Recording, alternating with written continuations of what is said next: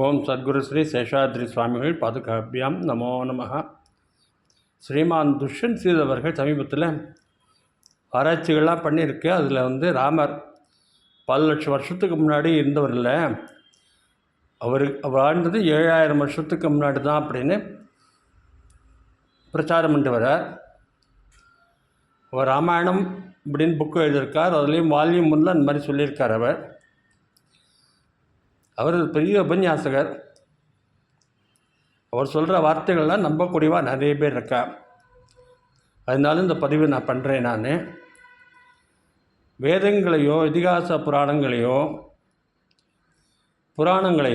விமர்சிக்க நமக்கு எந்த விதமான அதிகாரமும் கிடையாது. அதில் இருக்கிற தர்மங்களெல்லாம் நம்ம ஏற்றுக்கணும். அதில் சொன்ன மாதிரியே பகவான்கிட்ட பக்தி பண்ணணும். பக்தி தான் ரொம்ப முக்கியம், தர்மம் தான் ரொம்ப முக்கியம்.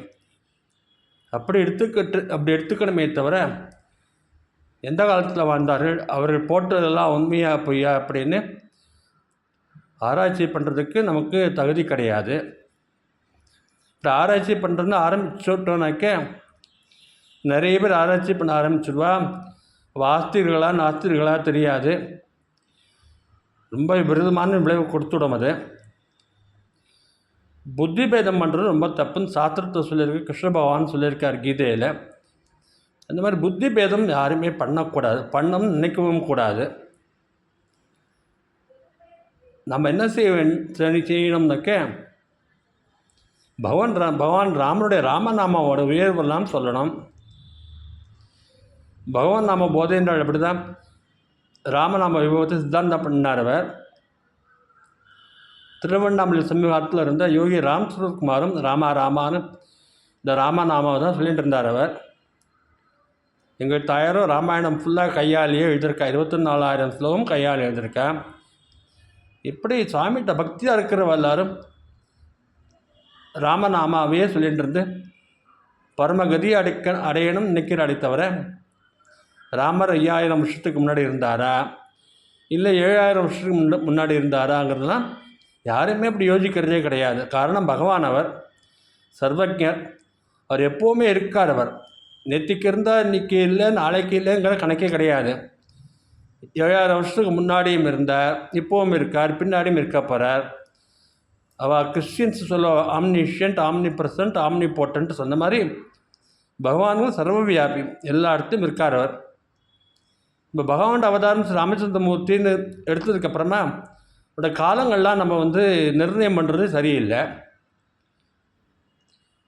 பொதுவாக இந்த இதிகாசங்களை சொல்கிற விஷயங்கள் எல்லாத்தையும் இந்த காலங்கள்லாம் 10,000 வருஷம்னு சொல்லியிருக்கேன், 11,000 வருஷம்னு சொல்லியிருக்கேன், 60,000 வருஷம்னு சொல்லியிருக்கேன். இப்படியெல்லாம் மனுஷன் இருக்க முடியுமான்னு நினைக்கிறது எல்லாமே ஒரு அபத்தமான விஷயம். ஏன்னா இப்போ நமக்கு இருக்கிற சக்தி ரொம்ப குறைவு. நமக்கு ஆரம்ப காலங்களில் மனிதர்கள் ரொம்ப நாள் வாழ்ந்து கொண்டு தான் இருந்தார்கள். மார்க்கண்டே இருந்தார் இல்லையா, சிரஞ்சீவியாக தான் இருந்தார். அவர் இப்போ கூட எல்லோரும் சொல்கிற ஸ்லோகம் அஸ்வத்தாமா பலர்வியாசா ஹனுமான்ச பீஷ்மகா கிருபகா பரசுராமஸ்ச சப்தைத்தே சிரஞ்சீவினகான்னு சொல்கிறோம். நம்ம விஞ்ஞானம் எப்படி இருக்க முடியாது, எப்படி இருக்க முடியும் அப்படின்னு யாரை கேட்க முடியுமா? சமீப காலத்தில் அமெரிக்காவில் இருந்தார், யோகி இருந்தார். அவர் சித்தியானுக்கப்புறம் 6 மாதம் உடம்பு அப்படியே வைக்க சொல்லியிருந்தார். அவர் உடம்பு கெட்டு போவே இல்லை. பரமஹம்ச யோகானந்தான்னு பேர். அப்படித்தான் அமெரிக்காவில் எல்லா விஞ்ஞானிகளும் அவர் மூச்சு போனப்புறம், ஹார்ட்டு நின்னப்புறம் அவர் உடம்பை பரிசு பண்ணிட்டே இருந்தார். உடம்பு கெட்டு போவே இல்லை. அந்த மாதிரி இப்போ மகான்களால் எல்லாமே முடியும். அதெல்லாம் சயின்ஸ்னால் ஆராய முடியாது. சயின்ஸில் கருத்துக்கள்லாம் மாறிண்டே இருக்கும். முன்னாடி சொன்ன சயின்டிஸ்ட்டு பின்னாடி சொன்ன சயின்டிஸ்ட் வந்தப்புறம் முன்னாடி சொன்ன சயின்டிஸ்ட் தப்புன்னு சொல்லிவிடுவான். முன்னாடி சொல்லுவோம் தப்புன்னு 100 பண்ணிவிடுவாவா. அப்படித்தான் சயின்ஸில் இருக்கும். கல்வெட்டு ஆராய்ச்சி அப்படி தான். எல்லா மனிதரால் செய்யப்பட்ட எல்லா ஆராய்ச்சிக்கும் லிமிட்டேஷன் இருக்குது. அதை வச்சுன்னு தெய்வீகமான பகவானுடைய அவதார கதைகள்லாம் சொல்கிற போது இந்த கல்வெட்டு ஆராய்ச்சி நமக்கு ஆதாரம் இல்லை. நமக்கு ஆதாரம் வால்மீகி ராமாயணம். எல்லா ராமாயணத்துலேயும் தேவி பாகவத்துலேயும் ராமாயணம் வந்திருக்கு, பாரதத்துலேயும் வந்திருக்கு. எல்லா இடத்துலையுமே ராமாயணம் ஒரே மாதிரி தான் சொல்லப்பட்டிருக்கு, எங்கேயுமே மாற்றப்படவே இல்லை. அப்படி உயர்ந்த நல்ல குணங்கள் 16 கல்யாண குணங்கள்னு எடுத்திருக்கேன், ஆரம்பத்திலே எடுத்திருக்கேன். அந்த குணங்களை பற்றியெல்லாம் சொல்லணும். நம்ம ராமர்கிட்ட பக்தி வரா மாதிரி பண்ணணும், அதுதான் ரொம்ப முக்கியம். உபன்யாசம் பண்ணுறோம், அந்த மாதிரி ஆராய்ச்சின்னு ஆரம்பிச்சுட்டா சாதாரண மக்கள்லாம் கேட்குற வல்லரை என்ன பண்ணுவான்? நான் தயவு செய்து ஸ்ரீ துஷ்யந்தை கேட்டுக்கொள்கிறேன், அவர் ஆராய்ச்சி பண்ணதாக நினச்சி சொன்ன கருத்துக்களை பின்வாங்கணும். வால்மீகி ராமாயணத்தை கேள்வி கேட்கக்கூடாது. அதில் சொல்ல காலங்களெல்லாம் கேள்வி கேட்கக்கூடாது. எப்படி 10,000 பதினோரு கேள்வி கேட்கவே கூடாது. அவருக்கு தெரியாது. அது ரிஷிகளுக்கு தான் தெரிய முடியும். அந்த ரிஷிங்கிற அந்த நிலையில் ஆத்மா அந்த உயர்ந்த நிலைக்கு போன அப்புறம் தான் அவளுக்கு தெரியும் என்ன உண்மையான கருத்து அப்படின்னு. அந்த உண்மையான நிலைக்கு போன அப்புறம் அவள் சொல்லவும் மாட்டாவா. இப்போ ஆதிசங்கரே சொல்கிற போது சுஷும்னா நாடி எல்லாம் சொல்கிறார். அவர் தனக்கு ஏற்பட்ட அனுபவத்தை சொல்லவே இல்லை. அவர் ஏற்கனவே கிரந்தங்கள் என்ன இருக்கோ அதைத்தான் சொல்கிறார். அவர் அப்படித்தான் பெரியவா எல்லாரும் செய்கிற வழக்கம். நல்லவாழ ரங்கநாத நரசிம்மன்கிற ஒரு பெரியவர் ஒருத்தர் கோவில்களுக்காக பாடாப்பட்டுருக்கார். அவர் கோவில்னா பராமரிக்கணும் அப்படின்னு அவரை இதையும் கையில் எடுத்துட்டு இப்போ இருக்கிற எல்லா பெரியவாட்டும் ஒத்துறையாக போய் அவளுடைய கருத்துக்கள்லாம் கேட்டு அத்தனை பேரும் ஒரே மனதினால் இந்த மாதிரி ஆராய்ச்சிலாம் பண்ணக்கூடாது, தவறு எது, ராமர் பல லட்சம் வருஷத்துக்கு முன்னாடி இருந்திருக்காருன்னு எல்லாருமே ஸ்தாபனம் பண்ணிவிட்டார்.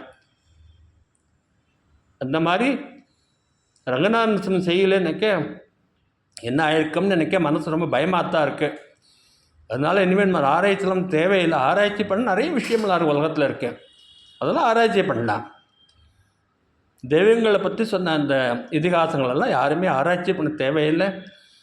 அதுவும் பௌராணிகர்களாக இருக்கிற ஆராய்ச்சி பண்ணவே கூடாது. ஆனால் வார்த்தையும் சர்வம் சத்தியம் நான் நம்புவேன். ஸ்ரீமான் துஷ்யந்த் டிவியில் வரும்போது அவரை வேதிக் ஸ்காலர்னு வேறு சொல்கிறார். அவருக்கு எல்லாம் தெரிஞ்சிருக்கும், அவர் சர்வஜர் மாதிரி தான் அவரை அறிமுகப்படுத்துகிறார்.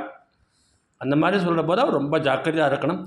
வார்த்தைகளை தெரியாமல் விட்டுறக்கூடாது. அதில் தப்பான வார்த்தை சரின்னு நம்பி நிறைய பேர் ஏமாந்துப்படுவா. அவள்லாம் கெட்டு போயிட்டாருன்னா அத்தனை பாவமும் அவருக்கு தான் சேரணும். இதை தாழ்மையான வார்த்தை சொல்லிக்கொண்டு மறுபடியும் பகவானுடைய ராமனுடைய இந்த கல்யாண குணங்களையும் ராமநாமாவையும் எல்லாரும் எப்பவும் நிறுத்து கொண்டு ஸ்ரீ ராமனுடைய அருளுக்கு பாத்திரமானம்னு வேண்டிக்கிறேன். ஜெய் சீதாராம்.